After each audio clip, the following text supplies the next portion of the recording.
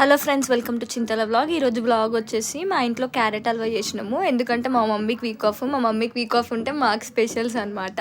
మా మమ్మీ ఎంత ఇంట్రెస్టింగ్గా క్యారెట్ దురుముతుందంటే ఒక తిక్కు ఛాయ్ తాగకుండా క్యారెట్ దురుముతుంది. ఎంత సన్నగా దురిమింది క్యారెట్. దాని తర్వాత క్యారెట్ ఒకటే కాదు, జీడిపప్పు బాదం కూడా మంచి కట్ చేసింది. దాని తర్వాత జిఆర్బి గీలో జీడిపప్పు బాదం అనేది వేయించింది.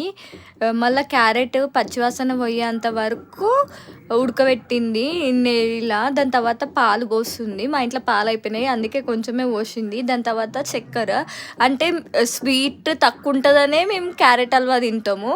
అందుకే మేము ఎంతైతే స్వీట్ తింటామో అంత చక్కెర అయితే వేసినాము. మా ఇంట్లో specials not only carrot halwa, ఆలుగడ్డ బజ్జీ కూడా. ఆ రెసిపీ కూడా మీకు నెక్స్ట్ వీడియోలో షేర్ చేస్తాను. అయితే మేము చెప్తుందంటే మా ఇంట్లో స్పెషల్స్ ఏమేమంటే క్యారెట్ హల్వా, ఆలుగడ్డ బజ్జీ, తోటకూర పప్పు, ఇవన్నీ మా ఇంట్లో మేము చేసే స్పెషల్స్. అవన్నీ రెసిపీస్ కావాలంటే మేము నెక్స్ట్ వీడియోస్లో షేర్ చేస్తాము. ఇట్లా ఉరుకుతున్నప్పుడు ఆరెంజ్ కలర్ ఒక తేమ వస్తుంది కదా, అది ఎంత బాగుంటుంది అంటే అంత బాగుంటుంది. ఇక్కడ మమ్మీ డ్రై ఫ్రూట్స్ అన్నీ గీలో వేయించింది కదా, ఆ గీలో వేయించిన డ్రై ఫ్రూట్స్ అన్నీ వేసేయమన్నది. వేసేసినాక మా మిడిల్ క్లాస్ మెంటాలిటీస్ ఉంటుంది కదా, గిన్నెకి నెయ్యి ఉంటుంది అని చెప్పేసి ఆ క్యారెట్ని దాంట్లో వేసి మంచిగా తుడిచినాము. అంటే మంచిగా నెయ్యి అంతా క్యారెట్ కంటాలని.